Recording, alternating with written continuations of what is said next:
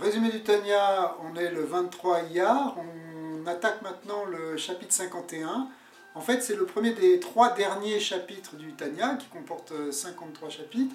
En fait, ces 3 derniers chapitres forment une entité qui va nous expliquer, ou le Admorazaken va nous expliquer l'idée profonde de la manière dont la présence divine peut résider dans la matière. Alors, dans le monde matériel, dans la matière en particulier. La première chose dont on va parler dans ce chapitre 51, c'est la manière dont l'aspect divin peut résider jusque dans le corps. En tout cas, on va prendre l'exemple du corps pour comprendre ce modèle. Alors, on sait que la Neshama divine, elle descend et elle se pose, bien qu'elle se pose partout dans le corps, elle se pose d'abord dans le cerveau. D'ailleurs, le cerveau, c'est l'aspect central du corps, puisque tout va dépendre du cerveau. Le cerveau peut ressentir, il y a un lien, et même, bon, c'est très clair même au point de vue neurologique, tout est relié avec le cerveau. Donc finalement le cerveau, il va jouer ce rôle central dans lequel la Neshama se pose. Mais d'un autre côté, on sait que la Neshama est liée avec les 613 mitzvot, et on parle de 613, et quand on dit 613, ça veut dire 365 et 248, il y a 248 mitzvot assez, et 365 mitzvot lota assez, les mitzvot lota assez c'est ne pas faire, les mitzvot assez c'est faire.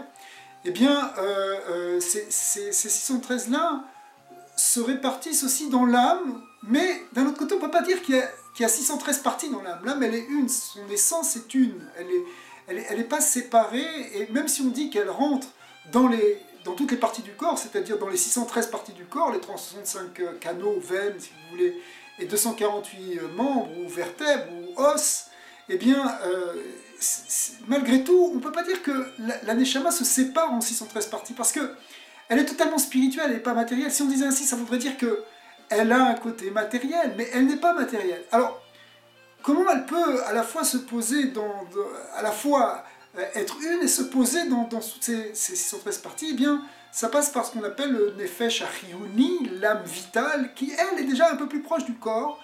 Elle est la vitalité, si vous voulez, qui anime le corps en tant que tel, le corps physique en tant que tel, est animé par une force subtile qu'on appelle le Nefesh Achiyuni, ou l'âme vitale.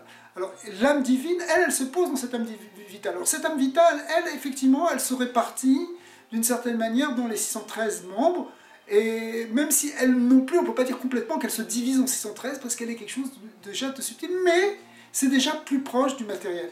Alors, ça c'est... donc d'un côté, on dit que l'âme se pose surtout dans le cerveau, et d'un autre côté, on voit qu'elle se pose dans les 613 membres. Alors demain, on répondra à la réponse à cette contradiction.